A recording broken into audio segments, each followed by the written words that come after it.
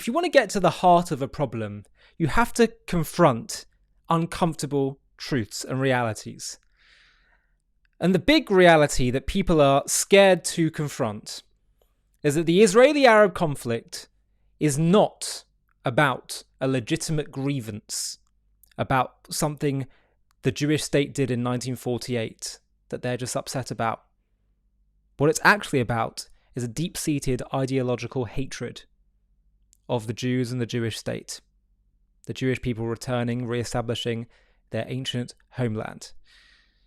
If you don't address that, then you're going to keep perpetuating conflict.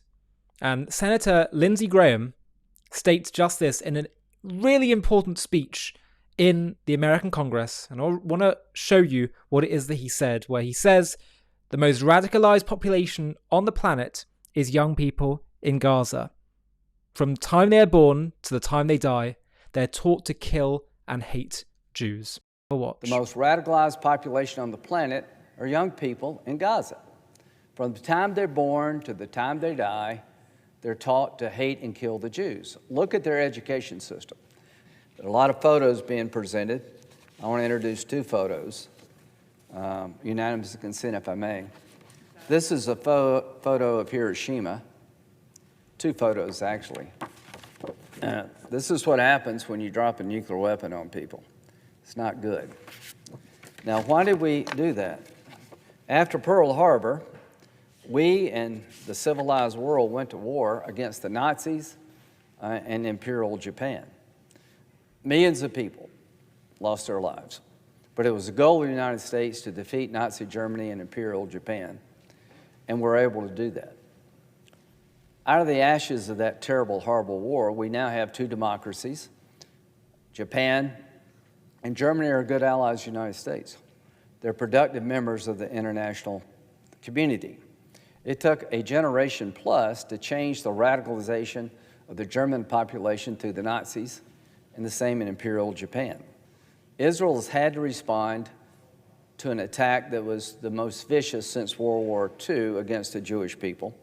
I blame Hamas more than any other group about the loss of life in Gaza because they used their own people as human shields. This commitment of the United States to give Israel what they need to win a war they can't afford to lose has to be uncompromising. If you want peace, you have to destroy those who hate peace. This is not a Bibi problem. This is a problem where their Islamic terrorists, Hamas, Hezbollah, and Iran, want to kill all the Jews, not just Bibi. Now, why do they want to do that? They're religious Nazis. I don't know why Hitler wanted to kill all the Jews, but he did. And it's not about Bibi, folks. It's about a strain of Islam that will kill every Jew, including Bibi, and come after us unless they're defeated. And what is the proper response to people who want to kill you and your family and destroy your way of life? I can tell you what the United States did. We went to war. We dropped 2 atomic bombs to end a war we couldn't afford to lose. What is the right response to those who want to kill all the Jews? Make sure they don't have the capability to do it. Thank you. Yield. He always shows such clarity in articulating his points, Senator Lindsey Graham.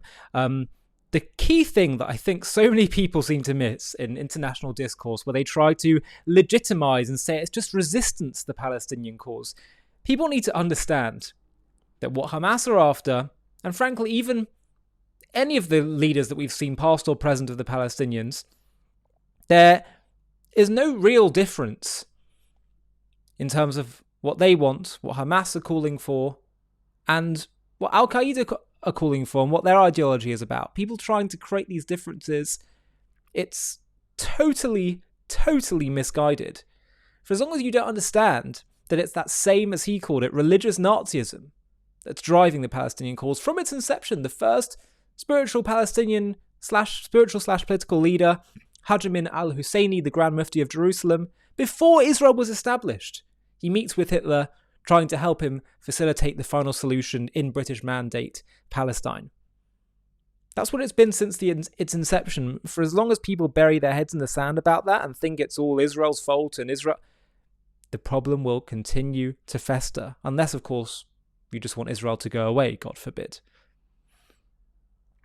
Interesting, though, that Senator Lindsey Graham says, I don't know why Hitler hates the Jews. I don't know why radical Islamists today hate the Jews. Well, perhaps I could shed a little bit of light and reflection on that. Just consider the fact that it seems to be that throughout history, it's always people with the darkest, most hateful, evil ideologies. They always seem to be focused on the Jews. Look at Hitler. His only focus wasn't the Jews. He ended up causing so much evil, so much death and bloodshed. But he saw as his arch enemy the Jews. So too with radical Islamism, which produces so much evil, a death cult today. Where is their focus? Again, the Jews, time and again throughout history. The most evil ideologies cause the most death, bloodshed, destruction. They always have their eyes set on the Jews. Stalin.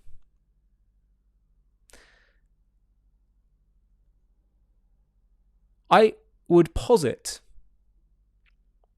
that if people with the darkest ideologies and darkest agendas see as their arch enemy the Jews, that means that the Jewish people must represent, in their eyes, the opposite, the enemy of their ideology.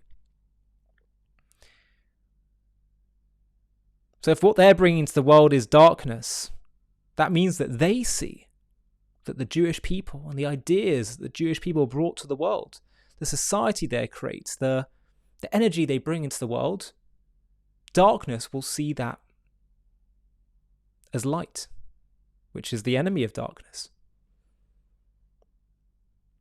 What's amazing about the great enemies of the Jewish people is that in some ways they see the power and potential of the Jewish people and what the Jewish people have brought to the world, perhaps more so than many Jews do. Hitler was quoted as saying to Hermann Rauschning, who was an ally of Hitler that then turned and became supporter of the Western Allies. He said the Jews invented moral conscience. It's a blemish. And he's liberating mankind from the shackles of conscience to create a law of the jungle society, social Darwinism, where might is right. He understood that the Jewish people were the ones who brought the ideas of absolute morality, absolute moral standards into the world, and he saw that as a threat, but actually it was a great compliment. And so too, in the aftermath of October 7th, many Jewish people, particularly in Israel, their Jewish identity, their Jewish pride, the relevance, the power, the significance of their Jewish identity and Jewish destiny has become more clear than ever before. So I just wanted to shed a bit of light on why it is that anti-Semitism exists. I think it's very hard to explain anti-Semitism through naturalistic means because of anti-Semitism's uniqueness.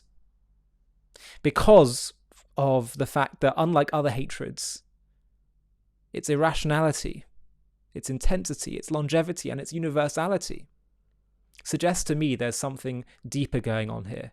It represents something more spiritual, something that tells us there's a deeper spiritual destiny that exists between the world and the Jewish people.